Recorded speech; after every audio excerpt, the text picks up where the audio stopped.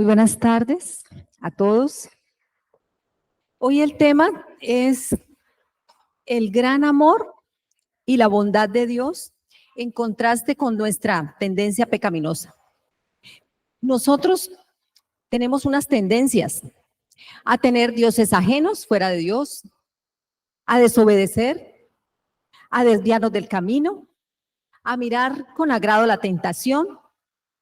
A veces perseveramos en malos pensamientos de manera consciente, la negligencia, estar juzgando a los demás, nos creemos superiores a los demás, nos creemos jueces, a poner nuestra confianza en las cosas, las circunstancias y las personas y no en Dios, anhelar los deseos de la carne, los deseos de los ojos y la vanagloria de la vida. Esa es nuestra tendencia. Lo que obtenemos de parte de Dios para nosotros, el perdón, el amor, la fidelidad, la provisión, el cuidado y la protección, la fortaleza, paz, gozo, el buen ejemplo, la misericordia, la bondad, las respuestas a nuestras oraciones, la presencia de Dios de manera permanente con nosotros. Si alguien disfrutó de una muy buena relación con Dios, fue David. Él mismo dijo, Dios dijo de él que tenía un corazón conforme al corazón de Dios. Y él mismo dijo, ¿quién es el hombre para que de él tengas memoria? O sea, él sí había disfrutado una relación de tal manera que veía la grandeza, la bondad, el amor de Dios. Y nosotros que fallamos. David había nacido en Belén, descendiente de Ruth la Moabita y Boz. De profesión, pastor de ovejas. Muy joven, empezó en los planes que Dios había creado para él.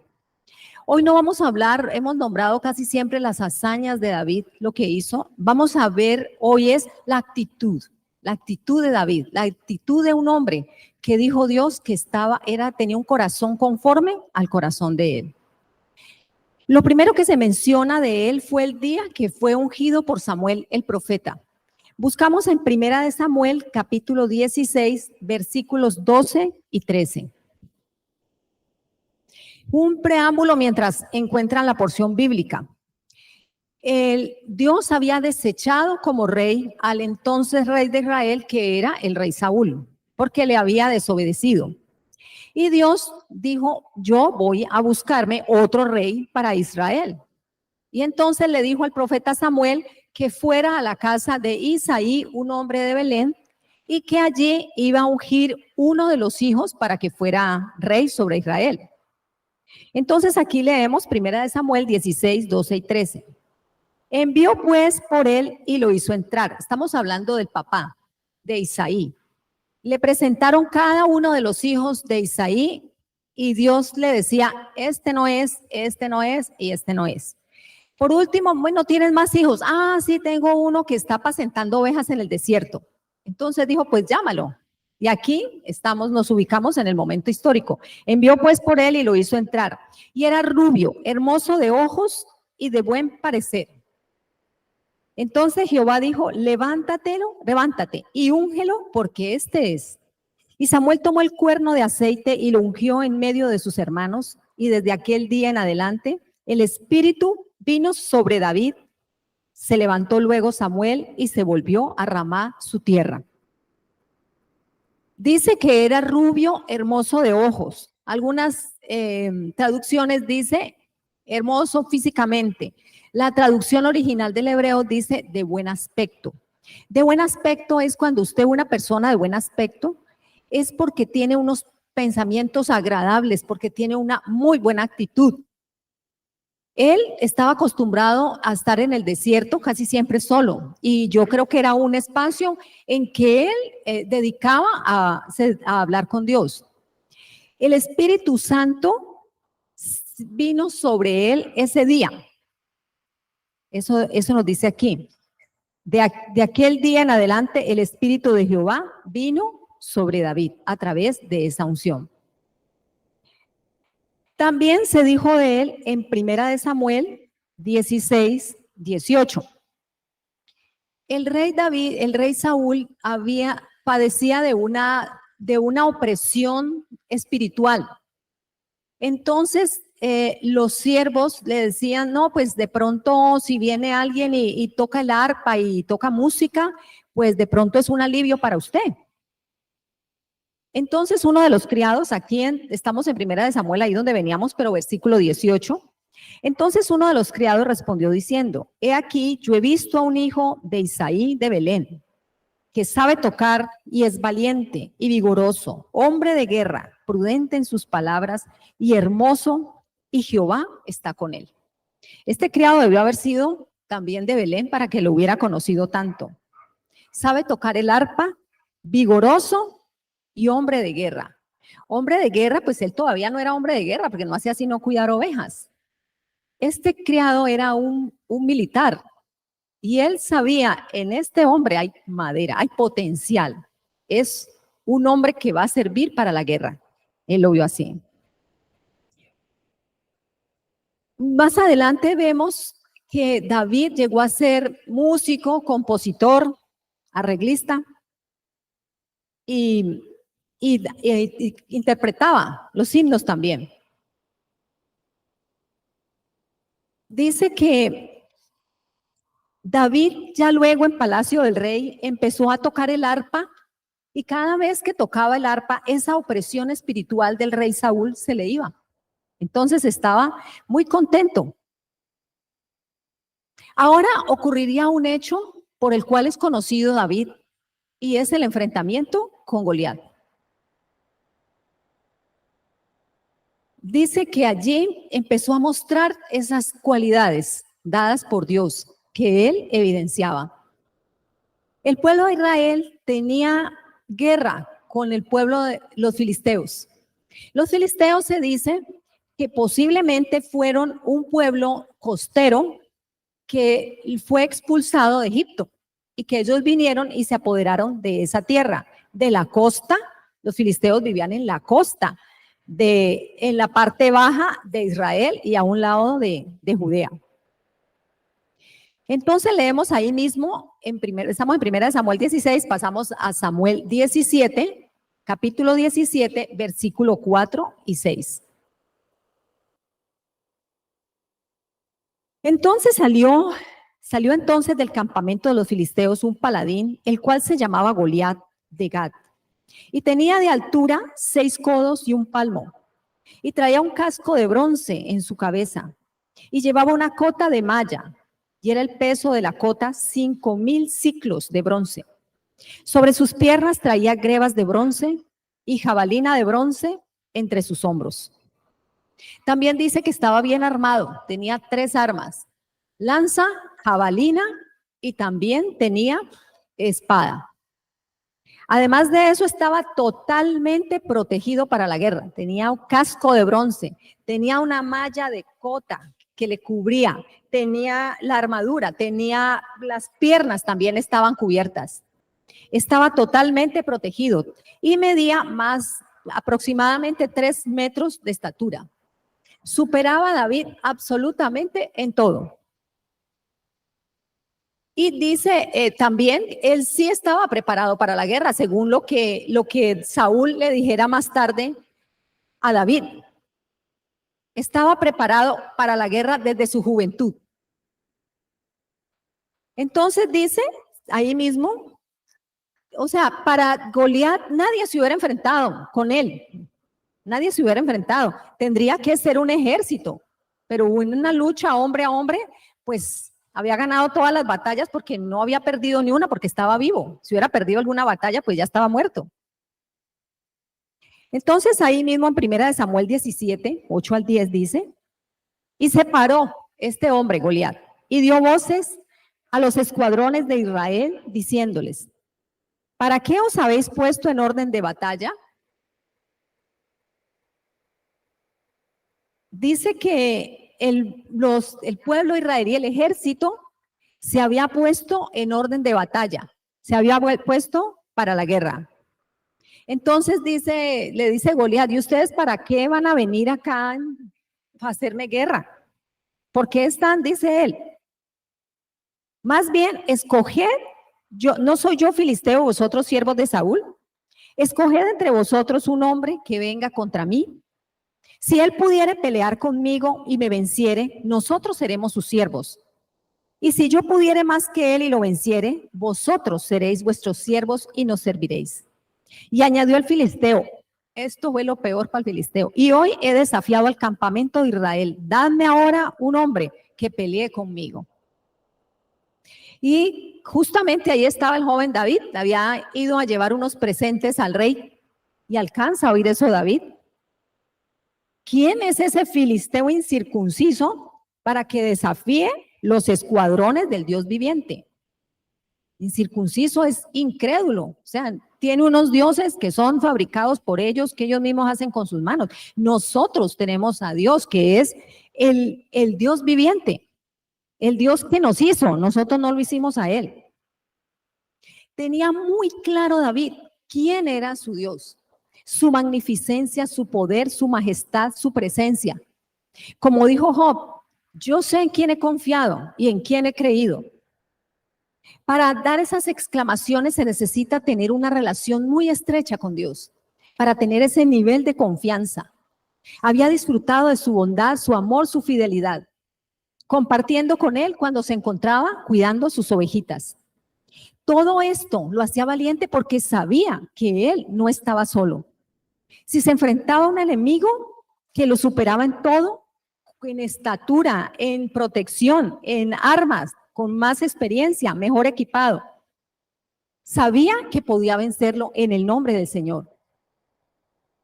Los hombres que defendían el pueblo de Israel, el ejército, estaba temblando.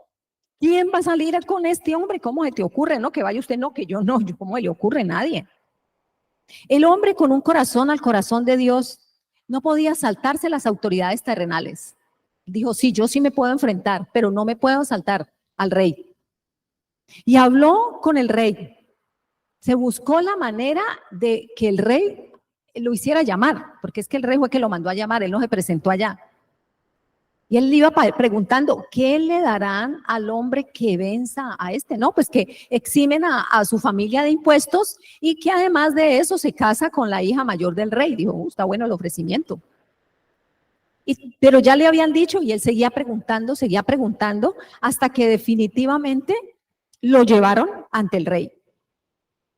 Y ahora tenía la misión de convencer al rey para que el rey lo dejara ir al encuentro con Goliat. El rey empezó a disuadirlo, intentó protegerlo con su armadura, pero definitivamente no pudo. Ahí mismo en 1 Samuel 17:34 leemos, David respondió a Saúl, tu siervo era pastor de ovejas de su padre, y cuando venía un león o un oso y tomaba un cordero de la manada, salía yo tras él y lo hería y lo libraba de su boca, y si se levantaba contra mí, yo le echaba mano de la quijada y lo hería y lo mataba. Fuese león, fuese oso, tu siervo lo mataba, y este filisteo incircunciso será como uno de ellos, porque ha provocado al ejército del Dios viviente. O sea, aquí ya tenemos quien nos haga respetar. Dios nos hace respetar. David supo manifestar su fe al hablar de las defensas que había tenido de sus ovejas. Y es que se necesita ser muy valiente para enfrentarse a un león. ¿Cuántos kilos pesa? No sé. Un león, unos 250 kilos, mejor habilidad, dientes, colmillos afilados, garras. Se necesita tener la protección y el cuidado de Dios para quitarle del hocico una presa, un animal de esos. Nadie se atreve. Y luego dice que si el animal se levantaba contra él, lo agarraba de la quijada. Entonces, yo ahí sí como que no entiendo mucho, ¿será con la onda que él usaba? Porque difícil para un animal, tiene mucha fuerza en la mano. Tenía la fuerza de Dios, así es. David tenía tanta confianza en Dios que sabía que si salía al encuentro con este guerrero, también lo iba a vencer. Pero él miraba con la óptica de la fe. mas los otros miraban lo que el hombre puede ver. Tal vez cuando David salió al encuentro con Goliat, estarían diciendo, no, Dios mío, aquí va a caer ese pobre muchacho porque era joven. ¿A qué horas cae derribado ese muchacho? Y los hermanos estaban prestando servicio militar, estaban ahí en el ejército, sus hermanos mayores. Yo creo que mejor nos alejamos para no ver cómo se matan a mi pobre hermanito, qué pecadito. Ya en el campo de batalla, Goliat se molestó cuando lo vio. Dijo, pero ¿qué es esto que me mandan a mí? Un muchacho. No tiene armas, no tiene protección. Y además su aspecto, dice él mismo que su aspecto era, todo el mundo veía el buen aspecto, le decían hermoso, pero, o sea, no ha sido preparado para la guerra.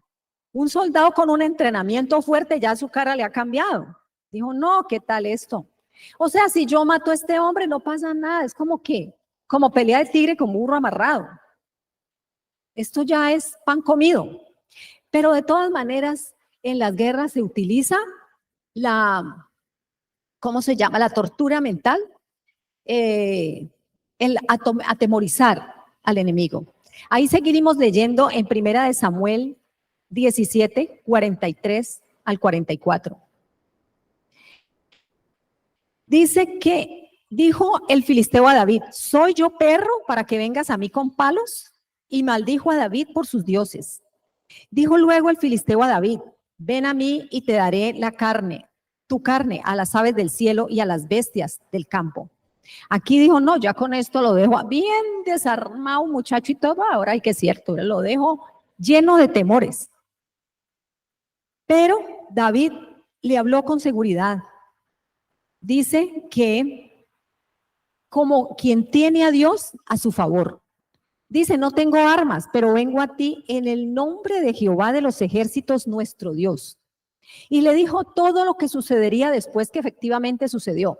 Te cortaré la cabeza, te mataré, te cortaré la cabeza y serán derrotados los filisteos. Exactamente, te venceré, te cortaré la cabeza y los filisteos serán derrotados. Efectivamente, eso sucedió.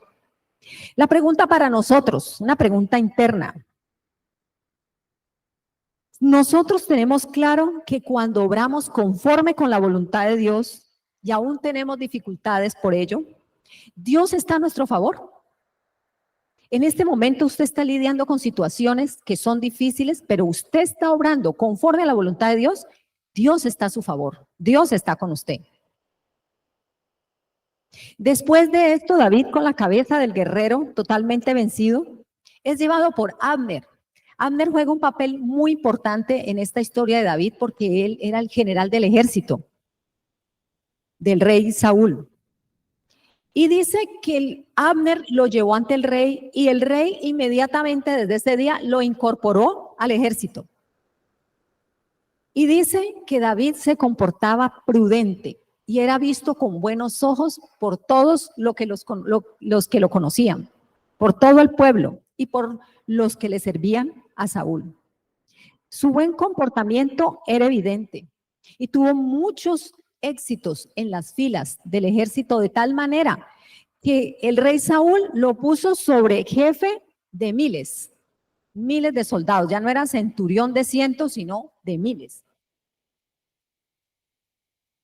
Pero David iba a ser rey, pero debía ser probado. Igual nosotros también somos probados. Dios quiere de nosotros sacar lo mejor. Y Dios tiene grandes planes para nosotros, pero necesitamos ser probados. Primera de Samuel, allí mismo, pero capítulo 24, versículo 2. Antes de eso, pues, un preámbulo. El rey ya supo que Dios lo había desechado, porque había desobedecido a Dios y ya sabía que su hijo no sería rey y que él tampoco. Pero cuando vio, las mujeres un día llegaron cantando, Saúl iba a sus miles y David a sus 10,000. Dijo, se sintió envidioso, celoso. Uy, ¿cómo así? ¿Las mujeres cantan eso? Bueno, no le falta sino el reino. Ya él cayó en la cuenta. Este es el que Dios ha escogido. Y negligentemente, peleando contra Dios, ahora lo que hizo fue perseguir a David. Y a David se le sumaron más o menos 600 hombres, dice que estaban en amargura de espíritu, que estaban en situaciones difíciles, y se le sumaron al ejército. Él andaba con 600 hombres, huyendo.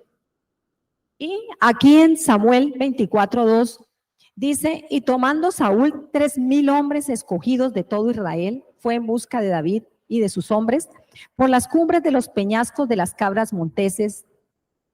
Un día Dios entregó en su mano al rey Saúl. Bueno, eso está en otro versículo acá. David dice que Saúl lo perseguía todos los días, todos los días. ¿Ustedes se imaginan cómo se sentiría David y sus hombres? Perseguido por un ejército de 3,000 hombres bien alimentados, bien armados, bien entrenados. Y a él se le unieron los que estaban en amargura de espíritu. Aquí mismo en Samuel 24, versículos 3 al 6, dice, y cuando llegó a un redil de ovejas en el camino donde había una cueva, entró Saúl. Aquí está el rey Saúl con sus 3,000 hombres persiguiendo a David. Entró Saúl en ella para cubrir sus pies. Dicen que esto es como entrar a hacer sus necesidades en una cueva. Y en esa cueva estaban los hombres de David y David sentados en los rincones. O sea, como sabía que los estaban persiguiendo, se escondieron en esa cueva. Pero el rey venía encandilado por la luz de afuera y la cueva estaba oscura y él no se dio cuenta que allí estaban. Entonces seguimos leyendo en el versículo 4 de ahí mismo, de Samuel 24. Entonces los hombres de David le dijeron, he aquí, el día de que te dijo Jehová, he aquí que entrego a tu enemigo en tu mano, y harás con él conforme te pareciere. Y se levantó David y calladamente cortó la orilla del manto de Saúl. Después de esto se turbó el corazón de David porque había cortado la orilla del manto de Saúl, y dijo a sus hombres, Jehová me guarde de hacer tal cosa contra mi señor el ungido de Jehová, que yo extienda mi mano contra él, porque él es el ungido de Jehová. Dice que se conmovió el espíritu de David. Para David había sido muchísimo mejor acabar con la prueba. Si me está persiguiendo es una situación horrible, estar perseguido todos los días. Y para colmo, si ustedes leen allí, pues no tenemos tiempo de leer todo, pero si ustedes leen, hubo momentos en que la misma gente llamaba al rey Saúl, oiga, rey Saúl, aquí en el desierto de Engadi, aquí está David.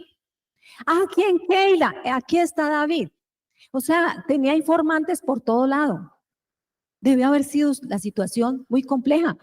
Y decir, bueno, ahora no es sino mato al rey, y yo soy el heredero. Listo, acabo con la prueba. No, no era el tiempo. ¿Será que nosotros podemos hacer eso? Pudiendo terminar con una prueba, porque todos pasamos por una prueba, ya llegó la prueba a su fin. Listo, aquí me organizo. Y Dios dice, no es así, no, pero es que yo ya no quiero seguir con esa prueba, ya estoy cansado, ya es horrible. Usted sabe el sufrimiento que yo he llevado. Pero Dios nos prueba y Él tiene un tiempo. Este es el tiempo de la prueba. ¿Cuánta fidelidad había en este hombre? Luchando por subsistir todos los días. El impacto emocional era fuerte. Él se consolaba en Dios. Pero también decía, bueno, algún día estos hombres no sé si también se consuelen en Dios o algún día me abandonen y me dejen. ¿Será que en nosotros hay tanta fidelidad? ¿Consideramos que la voluntad de Dios es mejor que nuestros deseos para nosotros? La voluntad de Dios es buena, agradable y perfecta, pero a veces queremos alterarla como bien nos parece. Y nos salimos de los caminos, interrumpimos una prueba y nos salimos de los caminos del Señor. Nos salimos del camino angosto y empezamos a andar por el camino ancho. Esta prueba de David probablemente duró más de 10 años, porque dice que él era muchacho cuando se presentó delante del rey, era muchacho. Y él cuando empezó a reinar tenía 30 años. Bueno, finalmente murió el rey Saúl en batalla con sus 2 hijos mayores. Y David es proclamado rey sobre Israel, es proclamado rey sobre Judá y luego sobre Israel. Ya el hombre relajado, recibiendo las bendiciones del Altísimo. Dice en alguna parte que él obedecía a Dios en todo y que él, por ejemplo, cuando se iba a enfrentar a los enemigos, Dios le decía, sitúate en tal parte, y él, sí, obedientemente iba y se ubicaba. Cuando, con sus hombres, cuando oigas el sonido de las copas de los árboles, es tiempo de que salgas. Y él salía, y Dios estaba con él, y le daba la victoria. Tenía el rey David un general del ejército, que también es bastante representativo cuando lean toda la historia, llamado Joab. Era sobrino del hijo de su hermana Sarbia. Y él fue nombrado como general del ejército. Entonces, ahora vemos a David cómo se relajó y cómo cayó. El hombre con un corazón conforme al corazón de Dios también cayó en pecado. Vemos, ahora pasemos a 2 de Samuel, capítulo 11, versículos 1 al 4. Aconteció al año siguiente, en el tiempo en que salen los reyes a la guerra. Algunas traducciones dicen que el tiempo era en primavera. Entonces, dice, los reyes, el tiempo en que los reyes salen a la guerra, que David envió a Joab, su general del ejército, y con él a sus siervos y a todo Israel. Se refiere al ejército. Y destruyeron a los amonitas y sitiaron a Rabá, pero David se quedó en Jerusalén. O sea, él debía estar en batalla, él debía estar con sus hombres, pero dice que David se quedó en Jerusalén. Versículo 2.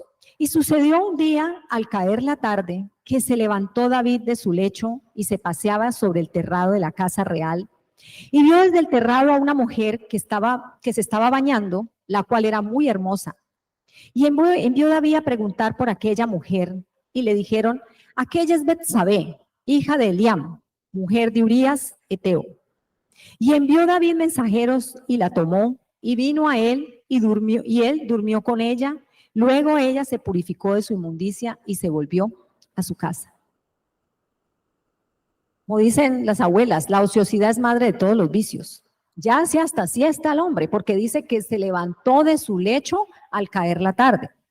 Estaba fresco en su casa, en vez de estar en la guerra, estaba tomando la siesta y se levantó y se paseaba por la terraza del palacio.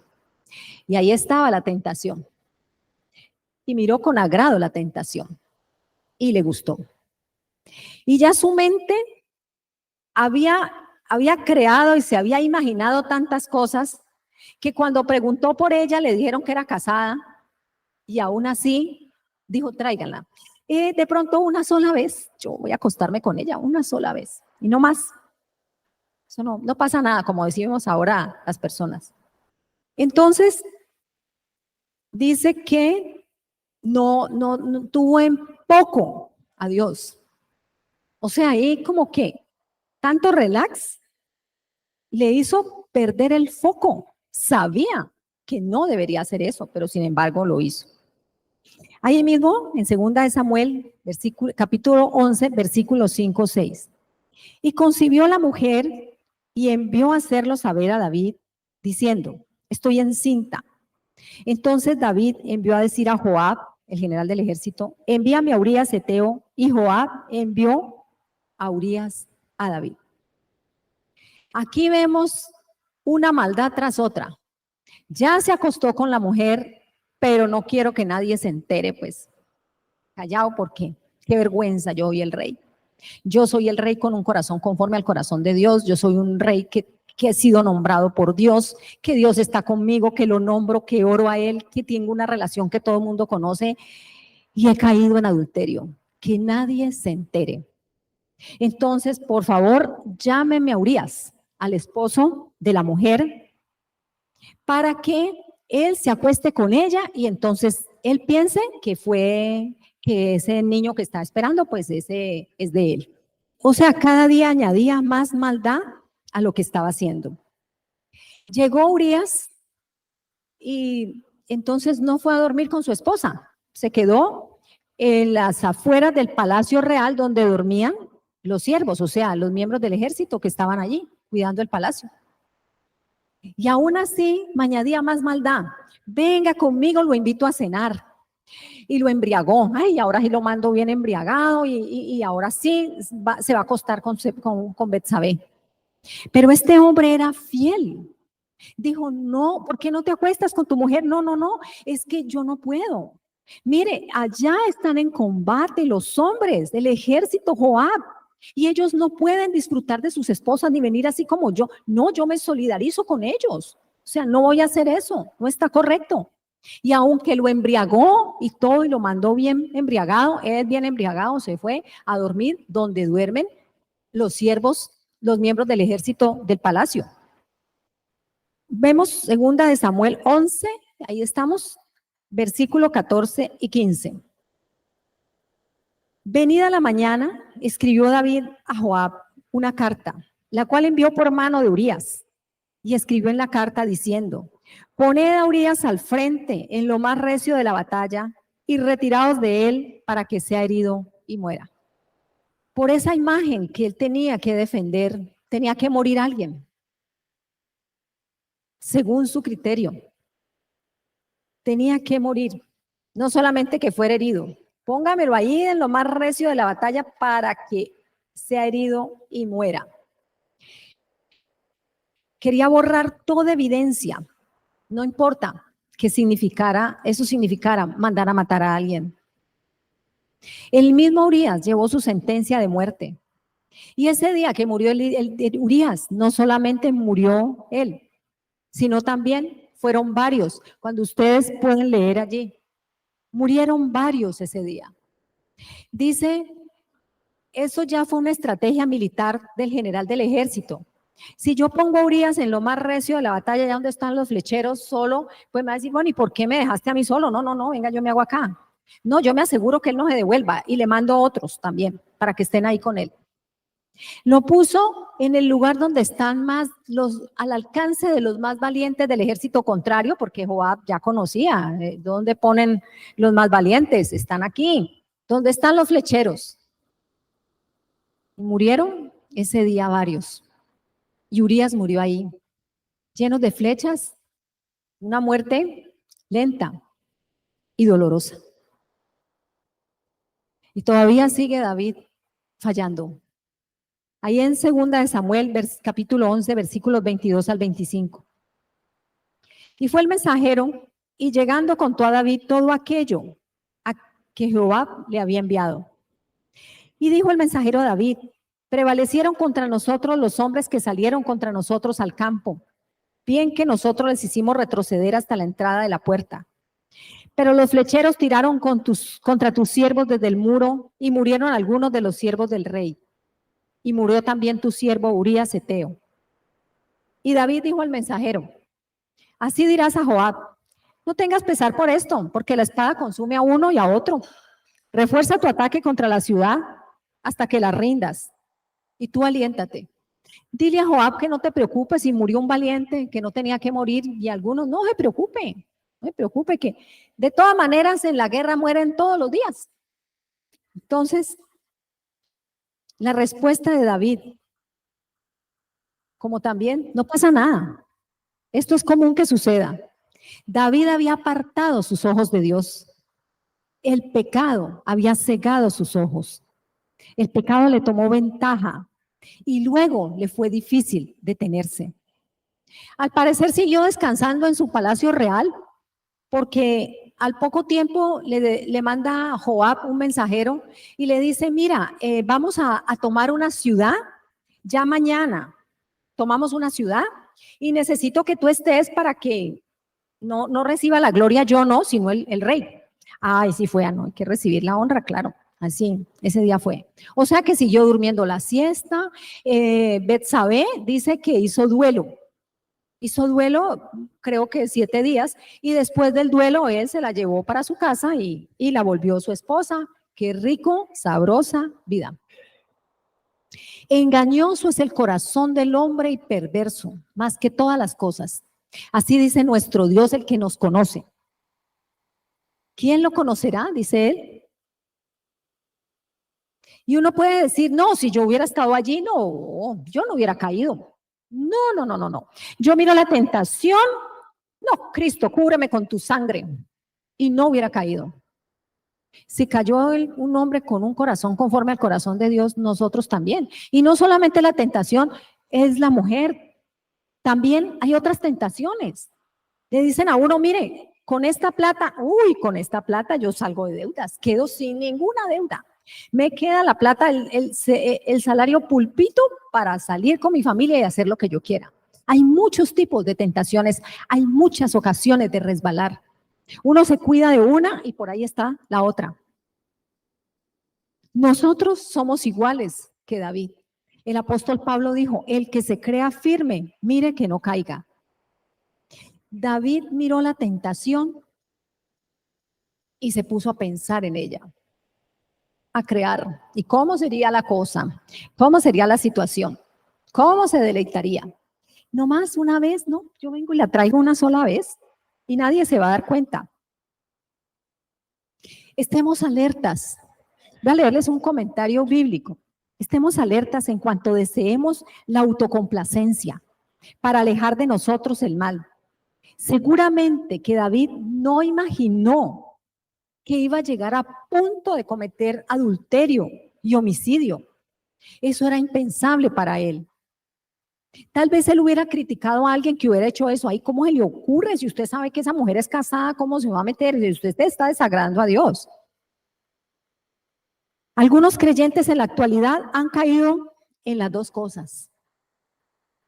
En su intento por ocultar el pecado cometido en secreto. En alguna oportunidad supe de una familia cristiana que iban a asesinar a un niño antes de que naciera. Entonces me llamaron la embarazada, más o menos de unos 30 y tantos años.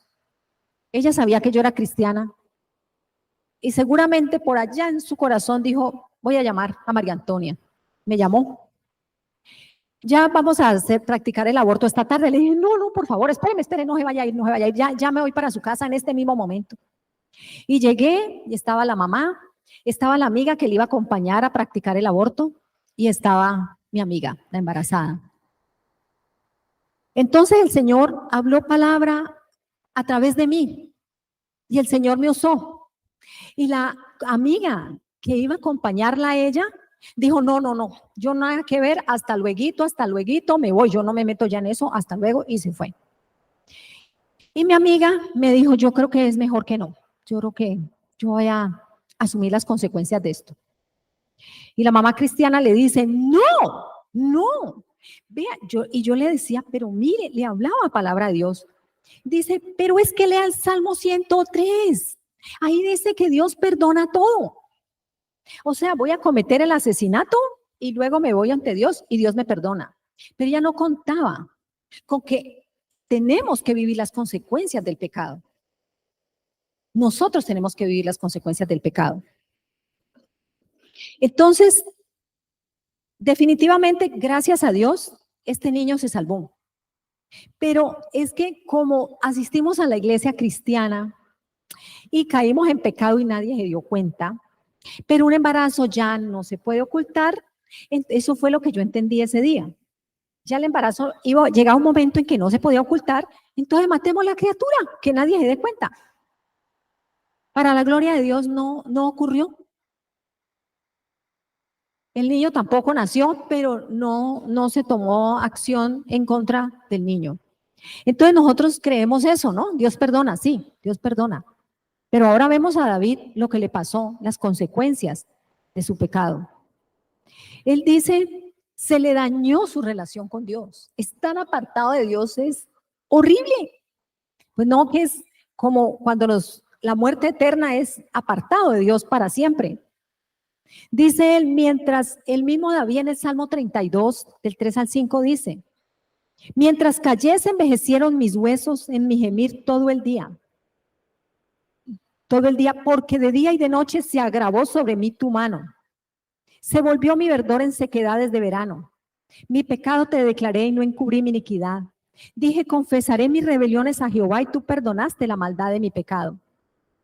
Por supuesto que Dios le perdonó la vida, pero David tuvo que lidiar con las consecuencias de sus malas decisiones. Mejor dicho, Dios se aseguró que David no volviera a fallarle.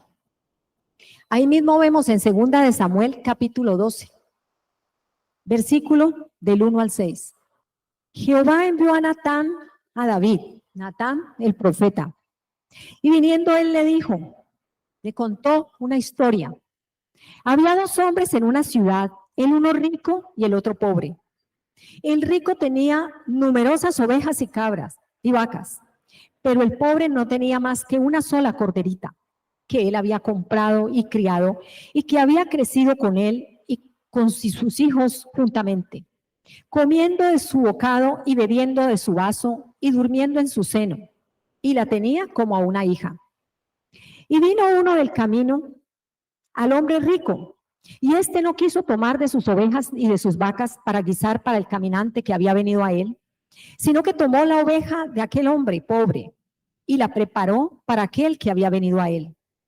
Entonces se encendió el furor de David en gran manera contra aquel hombre y dijo a Natán, vive Jehová, que el que hizo tal cosa es digno de muerte y debe pagar la corderita con 4 tantos, porque hizo tal cosa y no tuvo misericordia. La forma de redarguir de Natán, muy creativa, pero también la actitud de David. Si nosotros vemos las historias de los reyes de Israel y de Judá, más adelante, a todo aquel que venía a redarguir al rey lo mandaba a matar. Así era. Pero David no mandó a matar al profeta. Tampoco dijo, no, pero es que lo mío era diferente. Usted está contando una historia diferente a la mía. Y había hecho peor porque no solamente había quitado la ovejita del único que la tenía, sino que también había matado a matar al dueño de la oveja. Era peor el daño. David había pecado contra Dios y él mismo se dio su sentencia de muerte. Que hace tal cosa debe morir. Dice allí en 2 de Samuel, capítulo 12, versículo 15 al 22. Y Natán se volvió a su casa. Y Jehová hirió al niño de la mujer, ya había nacido, el niño de Betsabé y él. Y Jehová hirió al niño que la mujer de Urías había dado a David y enfermó gravemente. Entonces David rogó a Dios por el niño y ayunó David y entró y pasó la noche acostado en tierra. Y se levantaron los ancianos de su casa y fueron a él para hacerlo levantar de la tierra, mas él no quiso ni comió con ellos pan. Y al 7º día murió el niño y temían sus siervos, los siervos de David, hacerle saber que el niño había muerto, diciendo entre sí, cuando el niño aún vivía, le hablábamos y él no quería oír nuestra voz. ¿Cuánto más se afligirá si le decimos que el niño ha muerto? Mas David, viendo que sus siervos hablaban entre sí, entendió que el niño había muerto, por lo que David dijo a sus siervos, ¿ha muerto el niño? Y ellos respondieron, ha muerto. Entonces David se levantó de la tierra y se lavó y se ungió y cambió sus ropas y entró a la casa de Jehová y adoró. Después vino a su casa y pidió y le pusieron pan y comió. Y le dijeron sus siervos, ¿qué es esto que has hecho? Porque el niño viviendo aún ayunabas y llorabas, y muerto te levantaste y comiste pan. Y él respondió, viviendo aún el niño yo ayunaba y lloraba, diciendo, ¿quién sabe si Dios tenga compasión de mí y vivirá el niño? Qué lástima que por mi pecado ese niño tenga que haber muerto. Le dolió mucho perder a su hijo, pero este hombre sí tenía un temor de Dios, a pesar de que se había alejado. Porque conozco gente en las mismas circunstancias y le dice, ¿por qué tiene que morir mi hijo? Se enojan contra Dios. Pero él dice que se fue a adorar. Adorar es humillarse y postrarse ante Dios, reconocer la maldad, reconocer la autoridad de Dios, hacer de ahora en adelante, quiero ser obediente a tu voluntad. Dios actúa como solo Él sabe hacerlo, y esto lo tenía claro David. Los mecanismos que use Dios son los correctos, y así me duelan, y así no me gusten. Lo que Él hace está perfecto. Nosotros somos el barro, y Él el alfarero. ¿Dirá algo el barro al alfarero? Esto es algo lo que solo entiende alguien que tiene un corazón conforme al corazón de Dios, porque los que estaban con él, los siervos, los consejeros, no entendían cómo así. Y él no obedeció, no aceptó a regañadientes.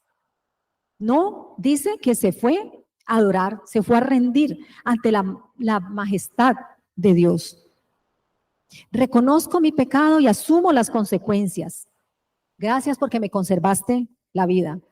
Después de eso ocurrió en su casa muchas desgracias. Su hija fue accedida carnalmente, su hijo Absalón andaba detrás del trono y ya tenía algunos de los del ejército de David y algunos de los cercanos a David, ya los tenía a favor de él. Entonces, hay otros hechos allí que también aparecen en segunda de Samuel. Pero David aceptaba la voluntad de Dios. Todo esto sabía que había pasado porque había invalidado la palabra de Dios. ¿A nosotros nos duele cuando invalidamos la palabra de Dios? ¿Nos duele tanto que aceptamos las consecuencias o nos empezamos a quejar? ¿Y Dios por qué hace esto? ¿Y por qué me pasa esto? ¿Esto que me está pasando, me lo merezco? Nosotros decimos así. ¿Otras personas sufren por mis malas decisiones? Todo se termina sabiendo. O sea, uno dice, aquí en lo oculto no pasa nada. Yo trabajé 43 años en varias empresas y los romances en las empresas empezaban que nadie se daba cuenta, pero tarde o temprano todo salía a la luz pública. Todo se termina sabiendo. Dice la palabra de Dios que las verdades ocultas se gritarán en las plazas. Y también nos puede pasar a nosotros. El espíritu a la verdad está dispuesto, pero la carne es débil. Cuando estamos en la bendición, ojo, no podemos volvernos cómodos. Vamos a las conclusiones. No creas que tú y yo podemos lidiar con nuestro propio esfuerzo, con las tentaciones. No juguemos con ellas. Asimismo, una persona agarra las drogas, el vicio o el alcoholismo. Yo me salgo cuando quiera. Empiezo a consumir, no, muy rico y todo, pero no, cuando yo quiera, yo tengo fuerza de voluntad. Cuando el pecado te tiene esclavizado, ya no hay manera. Solo Dios te puede sacar.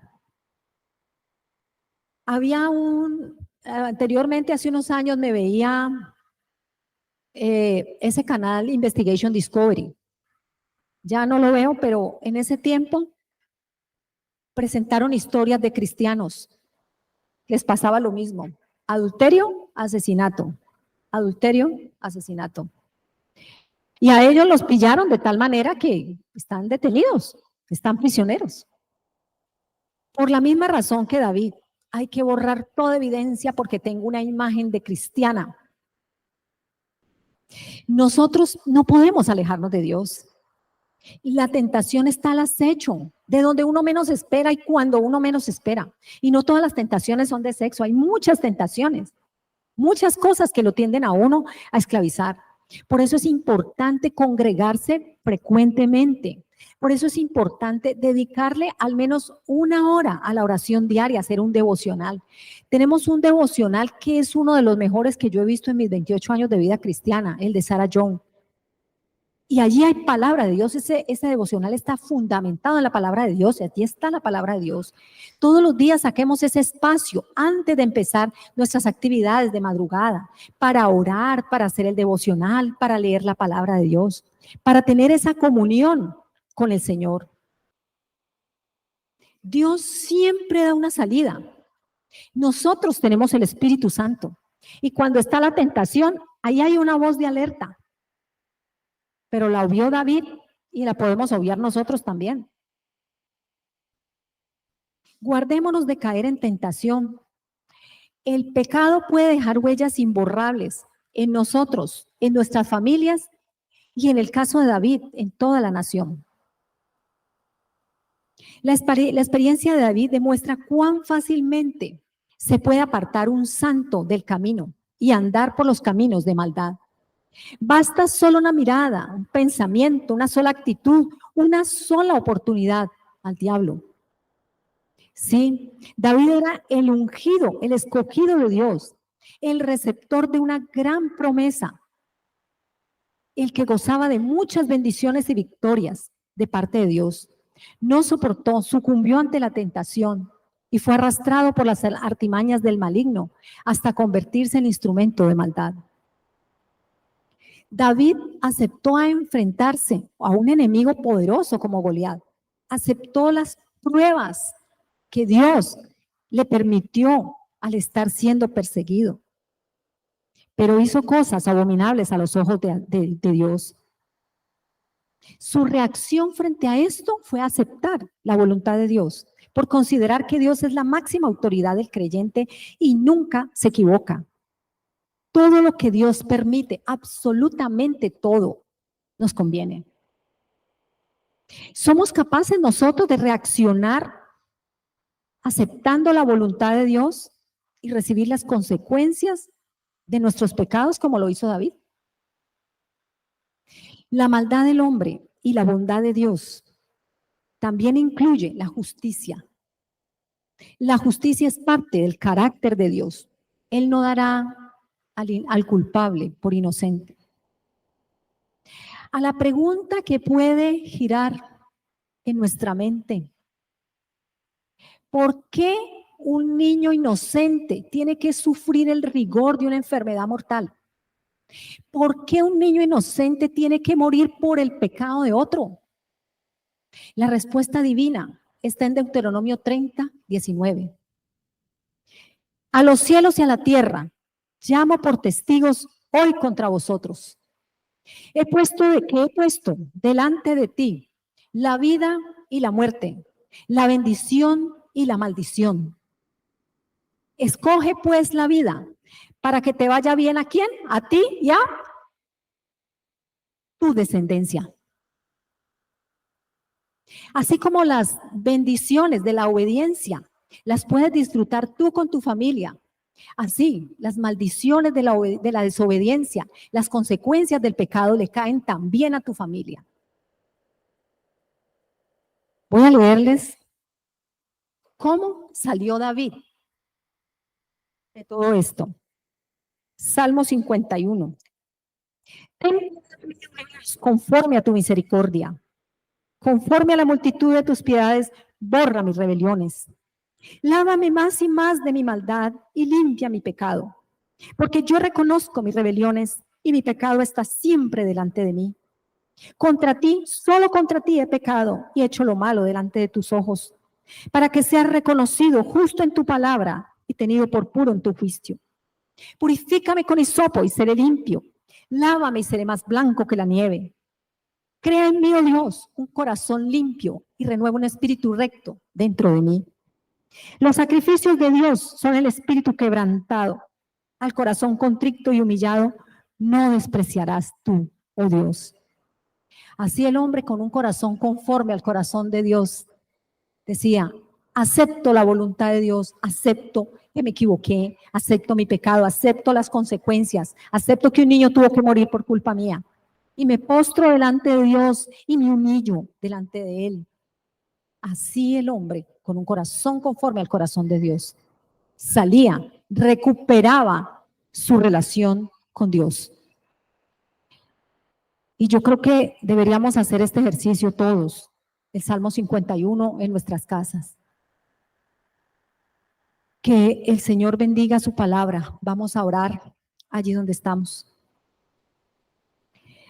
Señor, reconocemos nuestra debilidad. Nosotros somos débiles. El que eres fuerte es tú. Perdónanos porque a veces queremos hacer las cosas conforme con nuestra voluntad, con nuestros deseos. Señor, anhelamos cosas y deseamos cosas, pero no están dentro de tus propósitos, muchas de ellas. Ayúdanos a alinear, a someternos, Señor, a someternos ante ti, a buscar cada día tu rostro, postrados ante ti en actitud de adoración, reconociendo tu voluntad buena, agradable y perfecta, reconociendo tu señorío, reconociendo tu autoridad, reconociendo que solo tú tienes palabras de vida eterna. Señor, queremos disfrutar de las bendiciones de nuestra obediencia. Y esas bendiciones son para nosotros y nuestras familias. Qué rico. En ello queremos perseverar y en ello queremos andar. Gracias porque has escuchado un corazón, porque dices que a un corazón contrito y humillado despreciarás tú, oh Dios. Has escuchado nuestras oraciones y te damos muchas gracias en el nombre poderoso de Jesús. Amén.